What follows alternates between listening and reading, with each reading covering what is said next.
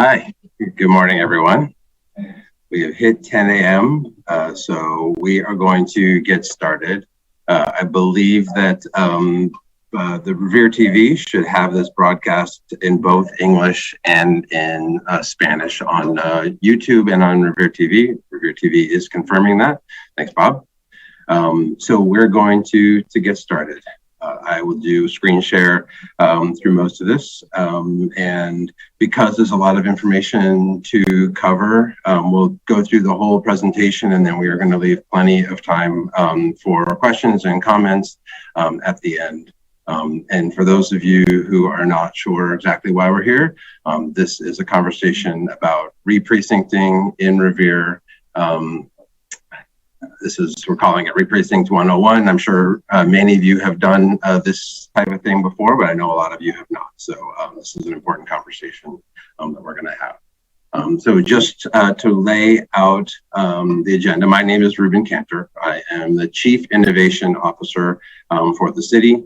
And I am here joined to do this presentation by Election Commissioner Diane Colella, who I think I saw in here, but there's so many people in here, I'd have to double check and make sure she's on. And Kate Cook, who is an attorney working with the city. So is Diane on? I don't see her on. So.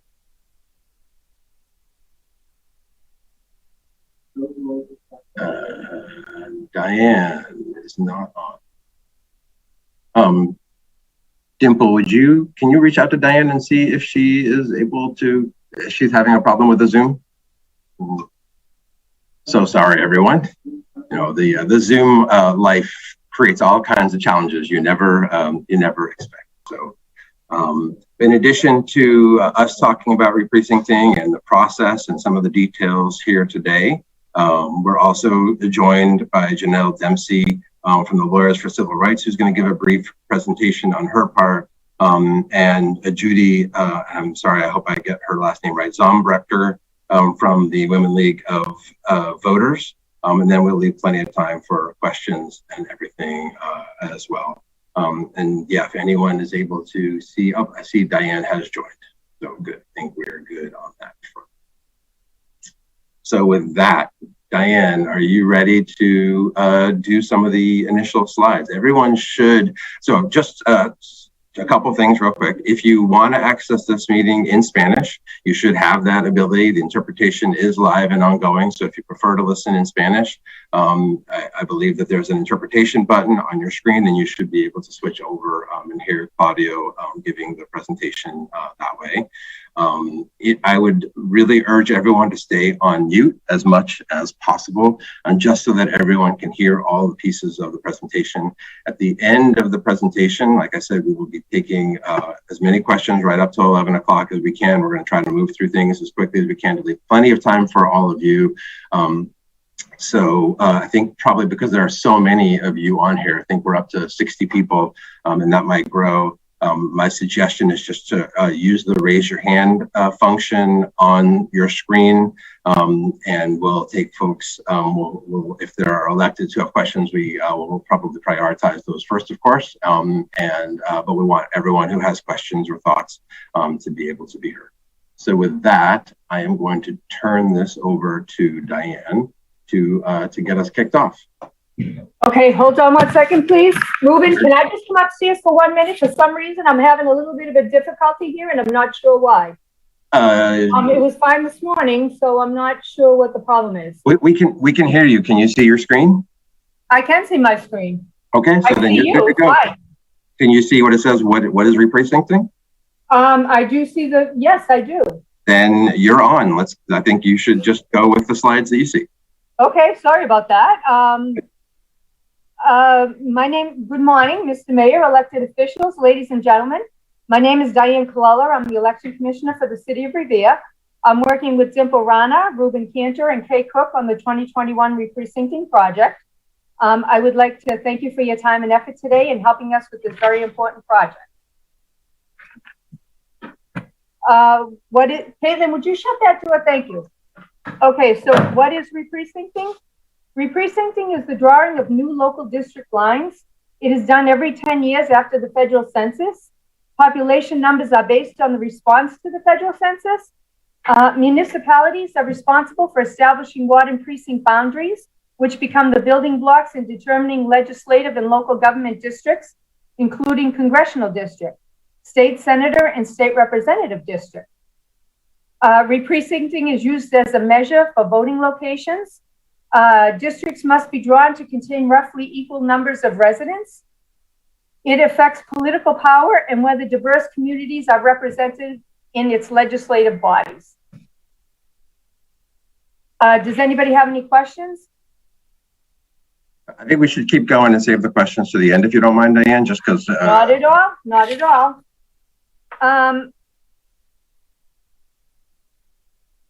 Okay, why do we reprecinct?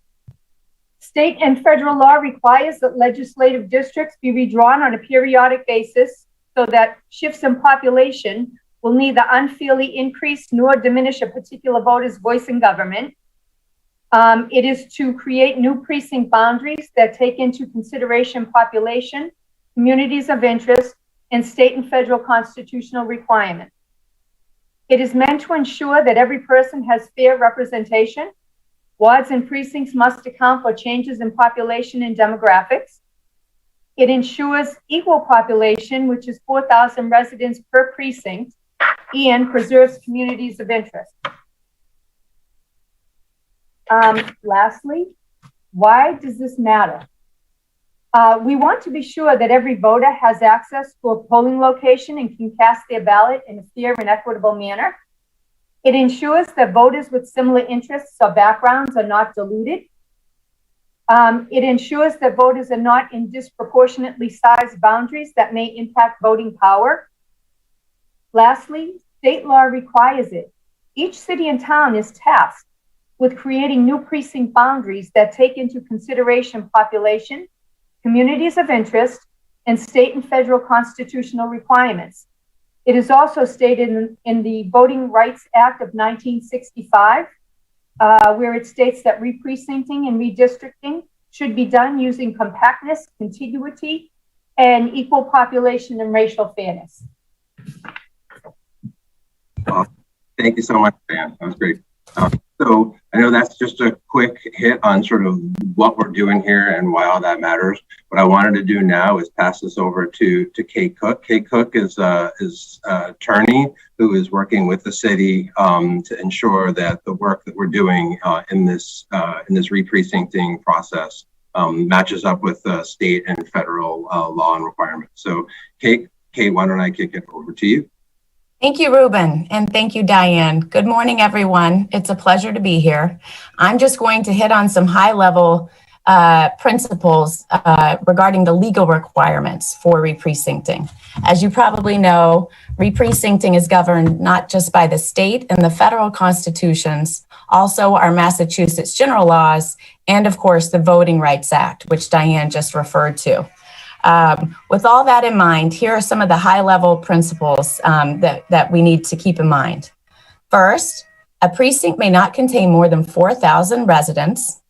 Precincts and wards must contain approximately equal numbers of residents. That's so everyone's vote has an equal voice. There must be no more or less than 5% of the average difference between each precinct. Each new precinct must be compact and contiguous. You might see we have no gerrymandering, and folks probably know gerrymandering is a term that actually came from our Massachusetts Elbridge Gerry, where he designed a district that looked a lot like a salamander with a head and a tail, and the people came up with the word gerrymander.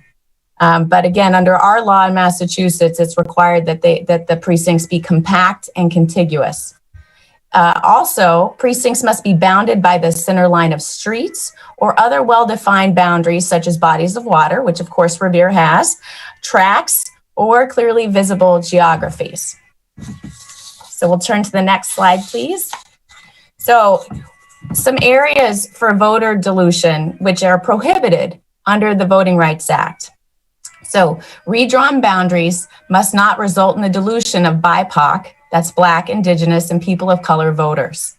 The Voting Rights Act prohibits any voting practice which, quote, results in a denial or abridgment of the right to vote on account of race or color, or membership in a language minority group. So when determining legislative districts, the government may not unfairly dilute BIPOC voting strength. At the same time, the government also may not make race the predominant factor in redistricting, absent a compelling state interest. And there's two examples of possible violations of the Voting Rights Act that I wanted to walk you through. And then Ruben's actually going to show some examples to help it become more clear. They're commonly referred to. The first is packing. That is concentrating a demographic in one or a few districts so that their voices cannot be as many as the actual group represents. And the second possible violation is fragmenting. You also sometimes hear it referred to as cracking, spreading demographic group members among many districts or submerging them in a district dominated by another group, which would result in fewer of that demographic being elected. And now I'm going to turn it over to Ruben, who's going to show you some examples of what packing or fragmenting might look like. Ruben? Thank you so much, Kate. So what I want to emphasize to start this particular presentation, just a brief example, is that the intent actually doesn't matter here. You can have the best intention of how you want to draw your districts. What actually matters is the impact. Does the impact create the fragmentation or the voter dilution that we are talking about? And that can be for precincts. It also can be for districts. And in our case, you know, the city is controlling the drawing of the wards. The state controls the drawing of the state legislative districts and the congressional districts. And in this presentation, this little demonstration I'm going to show really is valid for all of them. So we're going to take an example. We'll pretend this is an example community that has three of the green dots and 6 of the green dots and 6 of the red dots. And the question is, how are you going to turn this into precincts? So you would look at this example number 1, and think, oh, that's pretty fair, right? You're just going to draw straight lines across all 4, and that's the easiest way to draw this particular set of boundaries for four precincts or 4 districts.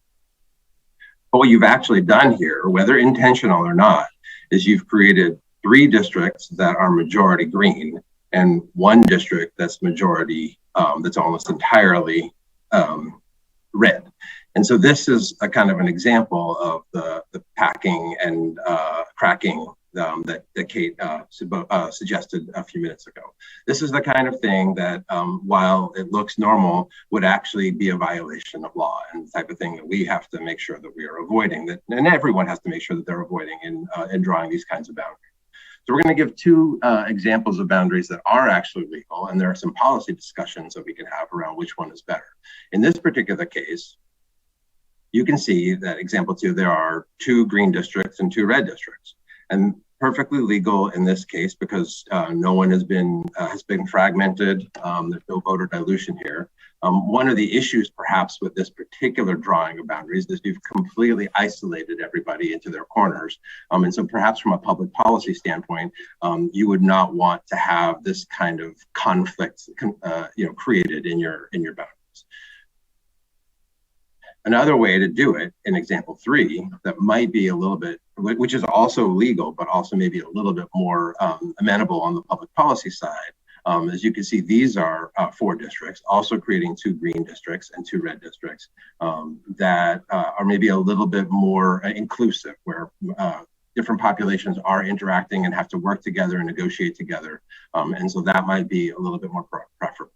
But in this case, either example 2 or example 3 are legal districts that we can consider. And certainly in the Q&A, if we want to go back and look at these again, we certainly can do so. So one of the ways that these green and red dots can be considered is really communities of interest. Communities of interest is an important concept that is defined by the U.S. Census and state law. that we want to really focus on for a couple of slides here.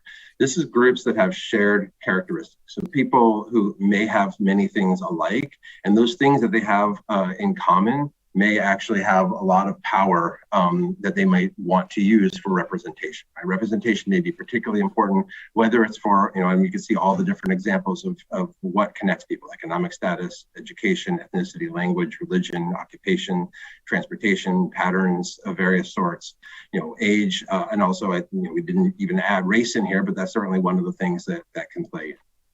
These are all the kinds of things that people may have in common that they are interested in ensuring that their voting patterns are consolidated in a way where they maximize their ability to have representation that makes sense for them. And so there are some definitions that the U.S. government uses for COI, for community of interest. And so some of these, and this may not be a comprehensive list, but things that you can think about in developing a community of interest is there a central meeting place? For instance, a church or a place of community meetings, other kinds of things like that. Is there a specific boundary? So for instance, are there rivers or tracks or other things that are sort of natural boundaries in place that we were talking about? Who lives in your community, and what perhaps do they do for a living, or where do they gather for other reasons? Is there a place that is the largest employer that a lot of those people may all work at? Or is there a history of how the community came together?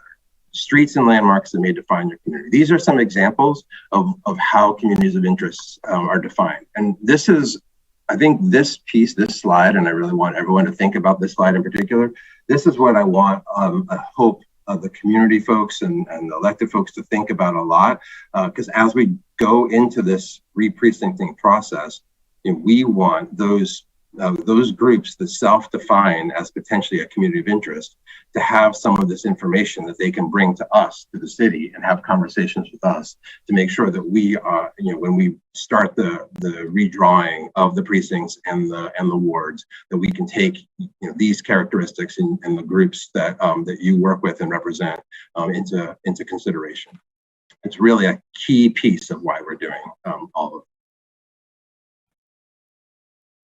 So I want to show you what the precincts look like right now. This is the 2010 map that you're seeing. You don't see the demographics actually here. We'll get into some of the demographics in some upcoming slides.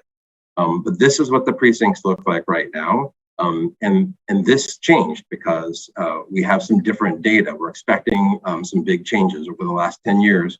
Revere has changed a lot, and we'll go into a little bit of those changes. So again, from 2010, and I apologize, I know there's a lot of data. You don't have to memorize this. There's no test at the end of the presentation. But you can see that in 2010, every precinct was within the 5%. Kate mentioned, I think it was Kate, or maybe it was Diana, I'm suddenly forgetting, mentioned that every precinct has to be within 5% of the average. And you can see on the right-hand side, all of the precincts, there are some outliers that were 4% outside the average, but everything was within 5%. And often less than 1% of the average, just keeping everything pretty equal and not giving outsized representation or power to any one ward or precinct. Now, I want to emphasize that this is some draft data, some early draft data based on city census registration and city census numbers. So this is far from the reality. It was only counting 44,000 people. So I want to really emphasize that this data has a ways to go to be more accurate. And this is why we're waiting for census data to come. And we'll get into that calendar later in the presentation. But as an example, just using what we know of the 2020 information that the city has, you can see that those same precinct and ward boundaries that we have right now, you can see which ones appear to be below the average, many by more than 5%, which ones are above the average, again, many by more than 5%. So this suggests that we're going to have some pretty significant redrawing to do once we get the full estimate for the full census number. And as you can see, I note on the right, we are anticipating that the official estimate is going to be between 57 and 61,000 people in Revere.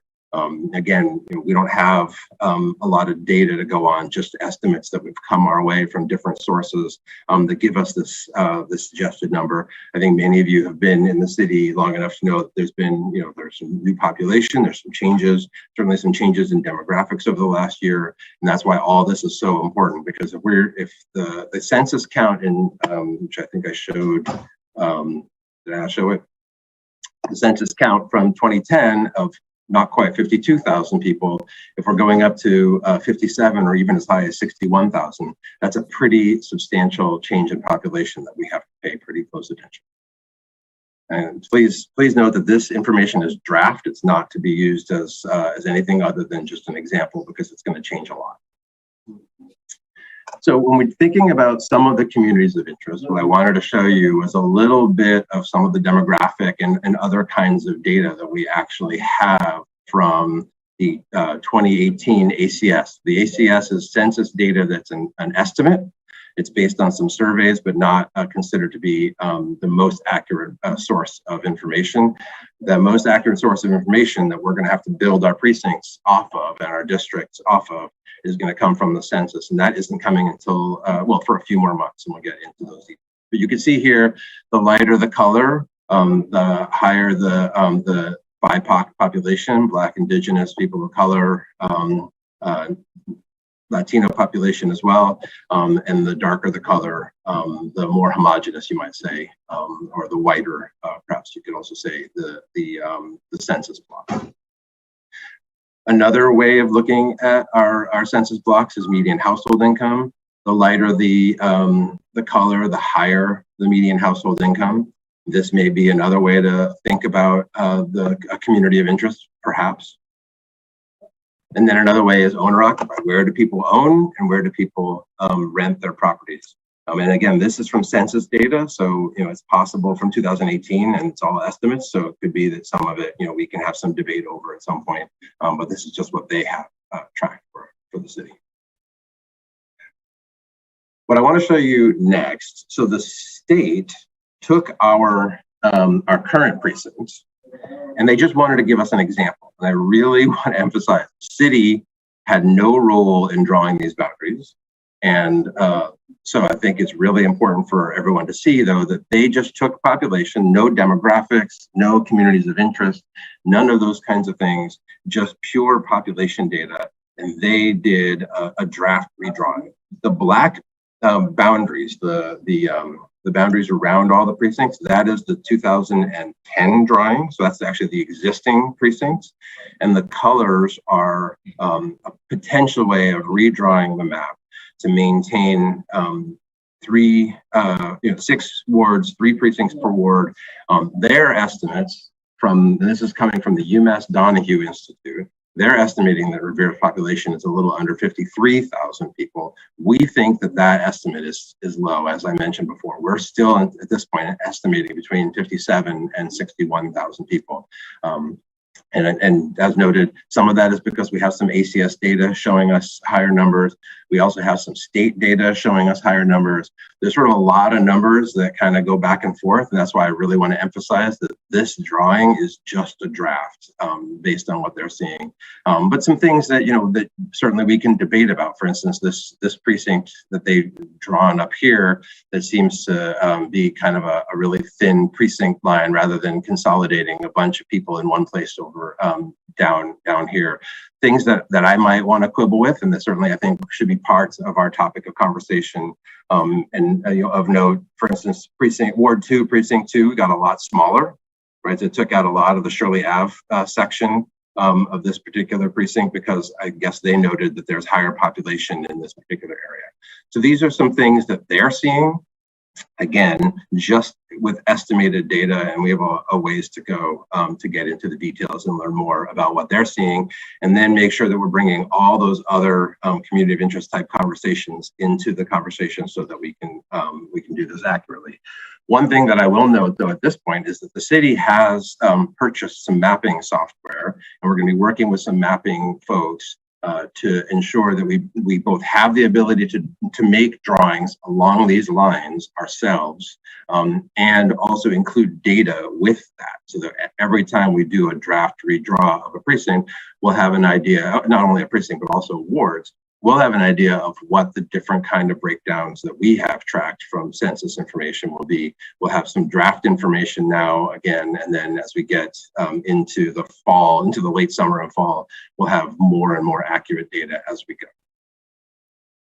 So with that, I want to have Diane quickly go over some of the calendar that is upcoming. We'll talk a little bit about some of the next steps, and then definitely leave, I hope, plenty of time for questions. So, Diane. Hi, okay. So May through July 2020, the public comment period based on population estimates. Community conversations will be had, priorities to be set, preliminary maps drafted with demographic data. Ongoing conversations between city officials, elected officials, and community members. August 15th, we're going to get what's called the legacy files. The state doesn't know what type of format they'll be presented to us in, but that will give us a little bit of an advantage instead of waiting until September 30th for the official numbers. So August 15th, we will get some information, some numbers, and we can have additional community conversations. September 30th, we get the official U.S. Census data published. We can draw maps with equity at top of priority agenda, discuss with all interested parties, and then finalize the maps. October 30th is the deadline for city officials to approve the new maps. And then November 2021, the state's local election districts review commission will approve our maps. I'll unmute myself. Thank you, Diane. So that's a quick version of the calendar, just so you can kind of get a sense of what we're doing. I'm just going to hit some of the key next steps, and then I want to turn it over to first Janelle and then Judy to make their presentations and talk to folks as well. So for the next steps, I think the key thing that Diane mentioned on the calendar, we hope that many of you will start having these communities of interest conversations internally and reach out to us about how we can work with you, how we can take data or think about sort of central locations or boundaries that we can consider related to communities of interest.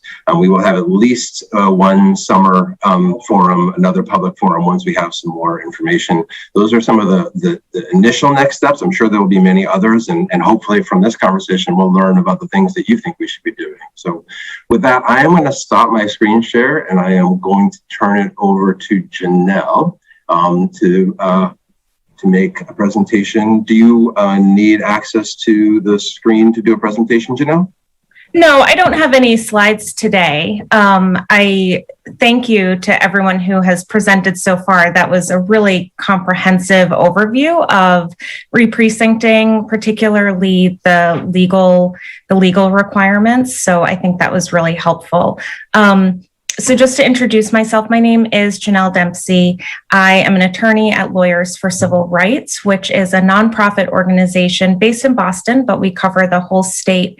And we work to foster equal rights of communities of color and immigrants through our pro bono legal work. And we cover a wide range of issues: employment, education law, immigration, and a whole host of other issues really that touch upon civil rights, including voting rights. So as part of that work, we are a member of the Drawing Democracy Coalition, which is a coalition of organizations and civil rights lawyers, community groups, public policy advocates, data and mapping experts.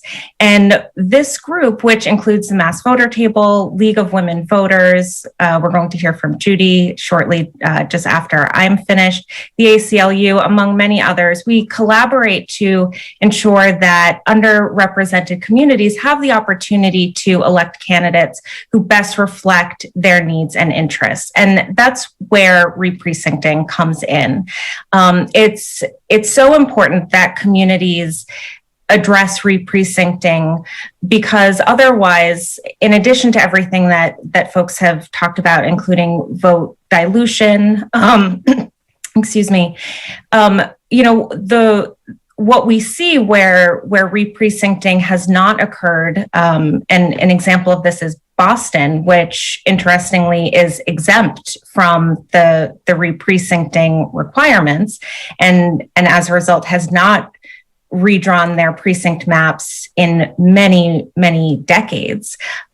What you see is very long lines in some election polling places because the precincts have not taken into account the population changes over the previous 10 years. And then in other precincts where maybe there's been a decline in population, on election day, the lines are very short. And what that does is it prevents people from being able to vote because on election day, that means that in order to vote, you need a lot more time. You don't know how long the line is going to be.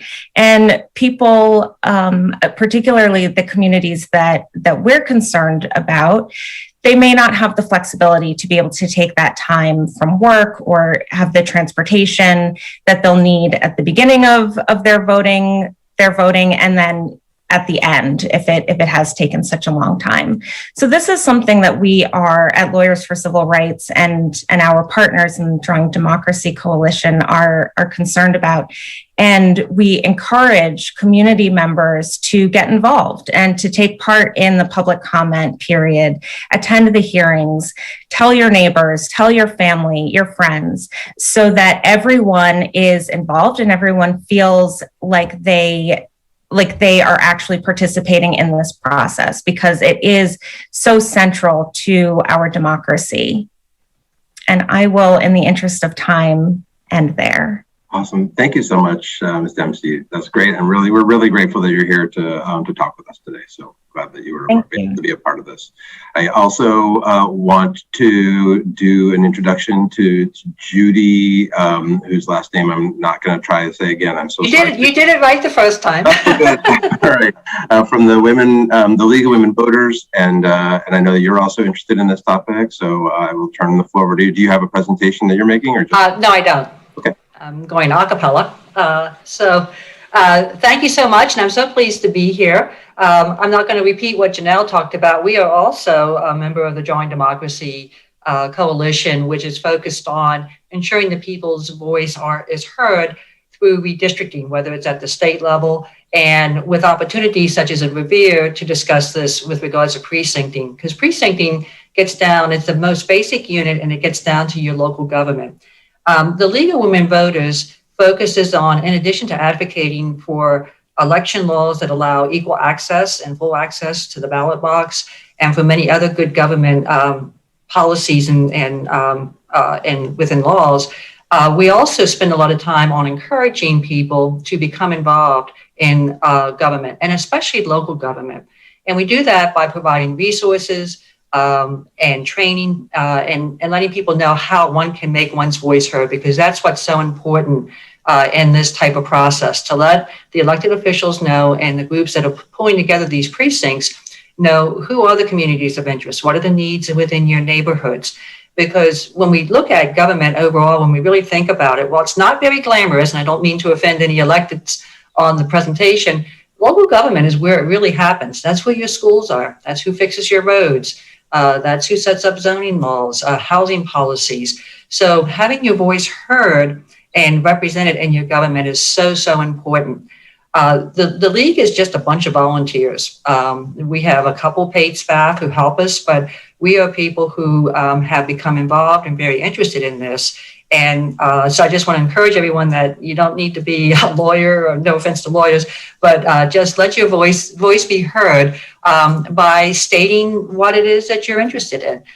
We do have some resources on our website that might be of interest for people to take a look at. We have one called the Citizens Lobby Handbook, Lobbyist Handbook. Everybody can be a lobbyist by writing letters, presenting testimony, talking at open meetings about what your needs and interests are. And you can find that at lwbma.org. Just if you go in there, just put in the search engine, the Citizen Lobbyist Handbook. Also, the Joint Democracy Coalition has resources. Now, we focus on redistricting, but when you think about the precinct process, it's nothing but a redistricting process, but on a really small scale. It's within your city. So if you go to the majoindemocracy.org website, there also are resources in there to give you some ideas on how to provide testimony, making it very short and sweet, right to the point. What's your community of interest? Why should that group stay together? Ruben mentioned about mapping software, and it's great that the city also has the mapping software, but there's been a lot of democratization of mapping software. And there's one app that I've played around with. It's really easy to access, and importantly, it's free. It's called Dave's Redistricting app. So if you have groups who want to get together, you can download Dave's Redistricting app, and you can zero right in on your community and start look around at saying, say your community of interest is around a local school, and you think it's important that that is understood by the electeds. One can go in and start playing around with different types of maps that would provide about the same population to present when one meets with the city council with regards to reprecincting. So as a league, we really encourage everyone to make your voice heard. It's just pull together one's thoughts. There's lots of resources online to do that, resources at the league, resources at the Joint Democracy, and let people know what you think and work with your city to draw fair precincts within your city. Thank you. Thank you. Thank you. So Judy and Janelle, thank you so much for that.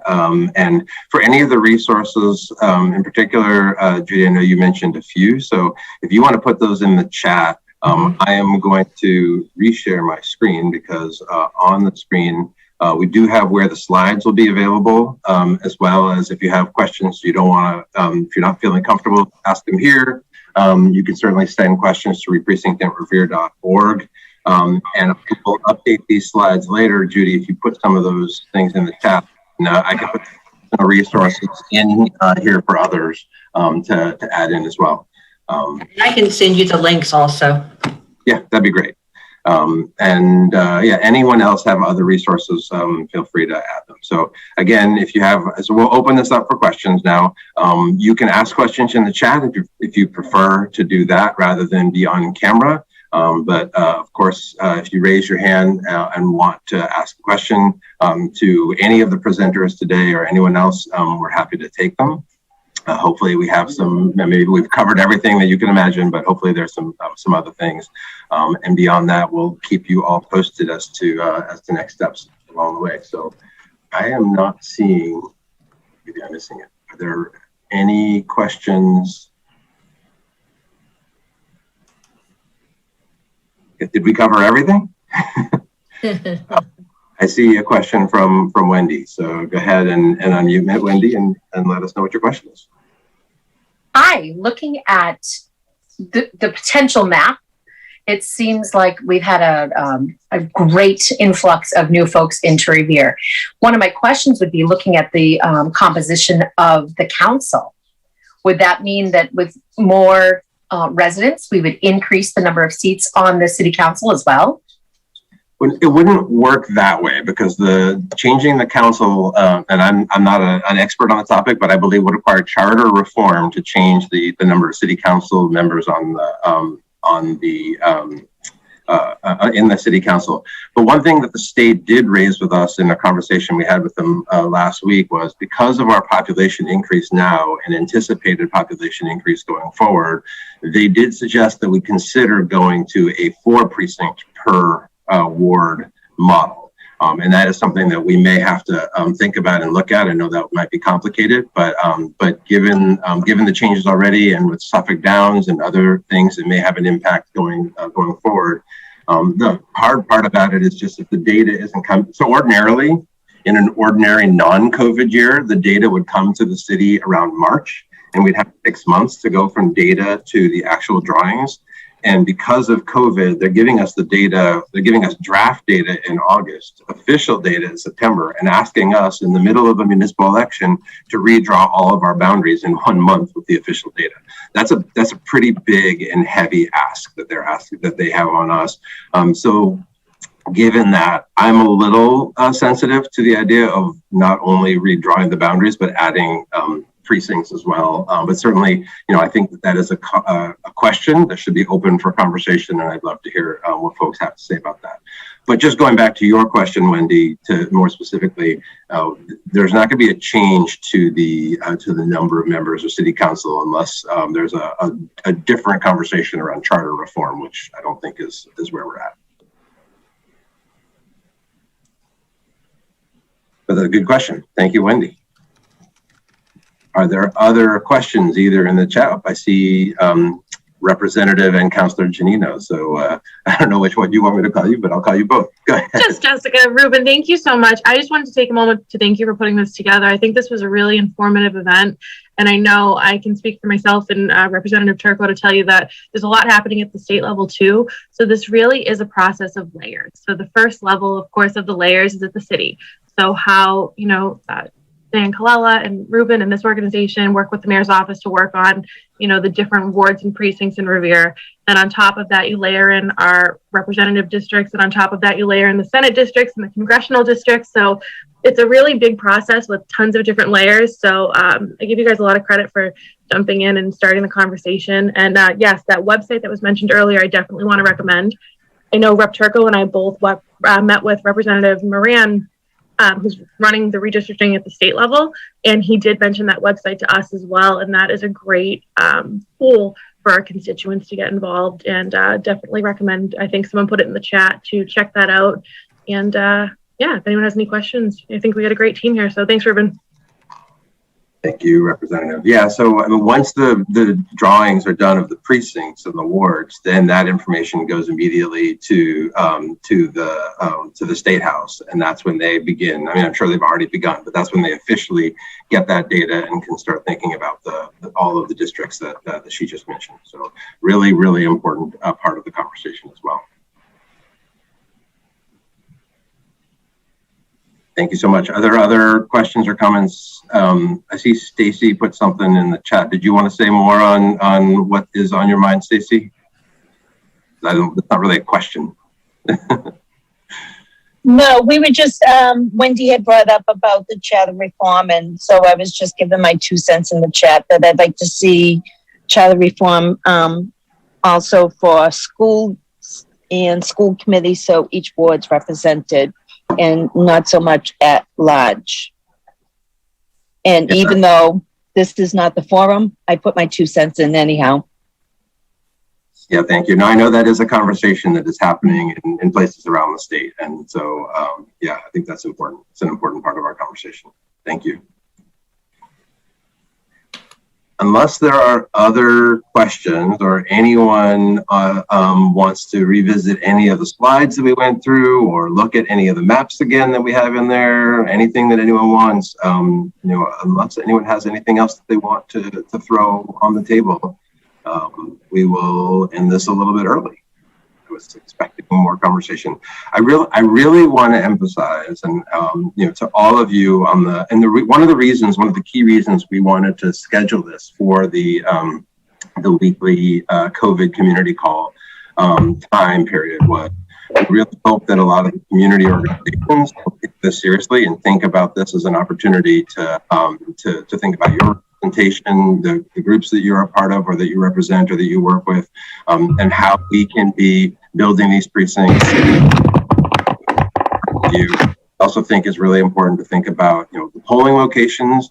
So if there are polling locations that currently are hard to get to from parts of your precincts, if you're, whether you live here or are a representative, we could start bringing those pieces of conversation into how we redraw boundaries to make sure, and that kind of goes to one of the maps the state sample map I showed you, where they had that little finger going up the side of towards Point of Pines. You know, that was pretty far from any precinct location, and so that just is a concern that I want to make sure that we're thinking about as we go into this as well. So these are all pieces that are a part of the puzzle to make sure that we're doing this the most equitable and inclusive way we can. Ruben? Yes, just briefly, I really found this to be incredibly educational, as Jessica said.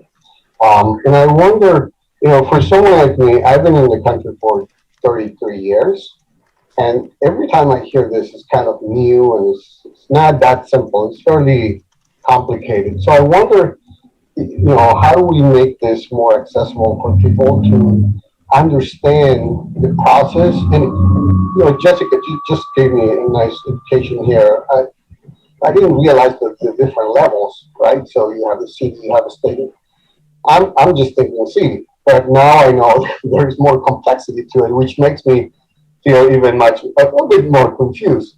So I just feel that we have to get it to sort of a basic level of education about how the system operates and how we can get the new immigrant communities to understand how do we all, you know, get involved in the political scene and the, you know, kind of the counting of the populations.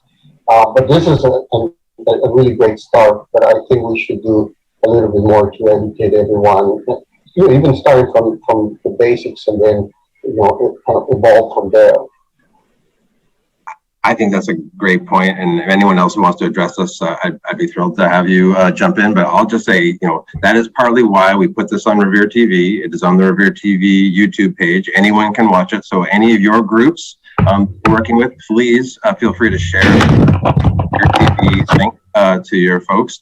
And then, as I mentioned, this presentation that we just did will be available at revere.org/elections in the links and forms section, so you can access the slides and see them. But I hope this starts a conversation, and if you all have ideas on how to make this more inclusive and more representative, we want to hear from you and get those ideas, because we'd love to be a part of that. Ruben, can I answer one question posed by Ralph DeChico? He put a question, I think, on there that said he wants to go to one polling place. And I just think it's worth mentioning, last year, we went from 22 polling locations down to 8, and it worked out very well. But I do think one polling place would be a hardship for some people to get to. We offered many avenues, so to speak, on ways to vote. You can vote in the office absentee, you can vote by mail, you could vote at the polling location. And we had over 13,000 vote by mail ballots last year. But I think going from 22 polling locations to 1 would not be a good idea for some of the voters in some of the furthest locations, being maybe Point of Pines, unless there was one central facility. And I think we would see lines backing up. I think what we have now is a great idea. I think 22 may have been too many, but I think the 8 that we have now is working out really well. Well, and if I can add in, we do have the early voting that will be happening, as we always have. And I don't know, I don't want to blindside anyone, but if anyone at the state delegation has any information about where we're at in terms of the mail-in ballot conversation and what's likely to happen, maybe this is a great time to fill folks in. I don't know if there are any updates, but and Judy seems to have some information, so maybe I will defer to her if that's okay with you. Yeah. This has to do with, there is the Votes Act that is being considered by the legislature, which would be making permanent many of the changes that were put in place due to the pandemic in terms of increased access to mail-in voting. Additionally, it includes election day registration, which would be something that would allow you to register to vote when you go to vote. That is being considered right now. I believe on the 21st, there's going to be another hearing before the committees at the legislature on this act.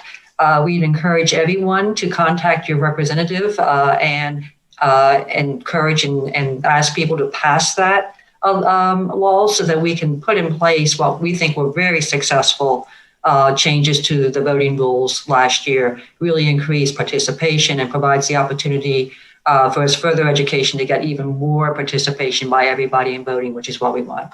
So help advocate for the Votes Act. And also, if I may, I know that the state elections, they extended the vote by mail twice, once to March 31st and then another to June 30th. So it does expire on June 30th, but they are trying to extend it because it was met with warm reception. Awesome. Thank you so much. I see. So that's really helpful information. So I think there's a lot of good things happening, and that's sort of, I think, answers some of Ralph's question, I hope. I see Laura has her hand up, so I am going to her. Thank you, Ruben. Hi, everyone, and thanks for the presentation. Wow, it's a lot. I'm so glad that we have so many people on top of this and that we're accessing all the help from Lawyers for Civil Rights and others. So I really appreciate the process. And I expect there'll be more time for questions and for us regular people to understand this better. But as a resident in a very rapidly changing neighborhood, Shirley Ave, I know that if we go off of the 2020 census information, by the time this gets done, it's possible that my neighborhood will have added 1,000 new voters that look very, very different from the voters who have lived in my community for the past 20, 30, 40 years. And I'm wondering how that kind of change will be addressed in this process. So it is hoped that we will have a lot of that information, hopefully in August. But yeah, I mean, those changes are addressed when you go back to the plus or minus 5%, right? So once the census data comes to the city, we will have to build precincts where every single precinct and every single ward could be no more than 5% or away from the average. And so that is where those boundaries get redrawn. That's why in the draft state map, you saw in some cases, some substantial redrawing because they were starting to see some of those population shifts already. And so all of that gets accounted for to ensure that piece. And then in terms of the demographic information, that is also a part of the process. So in the mapping that we're going to be doing, when we pull together the precincts, the draft precincts and ward maps and we'll have hopefully several drafts that we'll be able to provide, we'll do our best to provide all kinds of different demographic information that we can find and that we know that our community is interested in to make sure that folks can see those differences as well. And then also, I think that incorporates the communities of interest, right? So we hope that if there are different communities that are being identified and want to stay together for their own political reasons, that we can accommodate that as well. So go ahead, Laura, do you have a follow-up? Yeah, just for clarification. So are you limited to using data from the census, or can you also add in newer data as it becomes available? Well, so if you have data that can help us define communities of interest, then absolutely that can be a part of the conversation. Okay. The census data is from 2020, so it should be pretty good. I mean, obviously there'll be some issues and we'll do our best to accommodate those. But I mean, that data, the precincts are required to be built on the number of people, the number of residents, not the number of voters, but the number of residents within every precinct. So that is the actual law, is that we have to base it on that. But in terms of demographic and other information, if you have data that you're able to bring to a community of interest conversation, then we welcome that. Thank you. Laura, can I also speak? I just wanted to let you know that I did run the numbers, and it was based on the annual city census, which is totally different than the figures from the federal census, but I needed a baseline. And I can tell you that there are three wards that may be over, and there may be 9 precincts over. But we're not going to know that until we get a better idea of the numbers on August 15th. Great. Helpful. Thank you. But if additional precincts are needed, they will be created to accommodate the voting population as well as the 4,000 limit on the residents. and anything that you folks can do out there to help us. We really want your help, and we really want to get this right. And we want everyone to have a fair and equitable vote. So, you know, please, we're really reaching out to you folks to help us with this process. Thank you, Diane. Yeah, awesome. Thank you. So we have 5 more minutes. I don't see any other hands. I don't know, Kate, Judy, Janelle, any last thoughts on, especially from any of the questions that have come up? I would just thank everyone for your participation and your interest. And I think someone said earlier, this is a lot of information and there's layers to it. And obviously, as we've all been discussing, it's critically important and just an essential part of a working democracy to have a robust and transparent and equitable process here. And so we're doing our best to think of ways to encourage community engagement and make sure we're giving Revere citizens all the information they need so that they can be involved. But I think Ruben already said this. If there are particular ways that you think we could help you understand the process or help other folks understand, we welcome that input. And I think Ruben gave you his, not his email, but an email where you can send further questions. Because if you're like me, you always think of your better questions 2 days later, right? So I think we will increasingly be seeing new information about reprecincting starting now and going into the summer. So, you know, please continue to engage with us and let us know any questions you have or thoughts you have on how we can do this better. Thank you. Awesome, thanks. I just put those up so people can see the email address and they'll also find the slides. Judy, I see your microphone is off. Go ahead. Yeah. Building on what Kate said is that it works best when there's community involvement, and each of you as leaders in your respective communities and trusted voices, you can. I think that all of you can also participate and help get further engagement by endorsing the process, helping educate people, letting people know when testimony will be held, and so there's as I mentioned before, it works best when the local population becomes involved and helps spread the message around and encourage involvement. And if you would like any further training on how to do testimony, like how to write it, or how to be a citizen lobbyist, just let the league know and we can arrange for some training for you. What a great resource. Thank you so much. Thank you. Janelle, any final thoughts? No, I just echo everything that everyone has said. You know, it's wonderful to see so many people participating today. I think that it's an indication that Revere is really taking the right steps and that the residents are concerned about civic engagement. And, you know, that's just a really great thing to see. Thank you. Thank you so much. Well, everyone, you know how to reach us, and we hope that you have found this instructive, and certainly we welcome the continued conversation as we go forward to make sure we do this right. So thank you so much for being here. We really, really appreciate it. And yeah, we'll see you at some of these community forums, we hope, going forward. Thank you, everyone. Thank you. Thank you.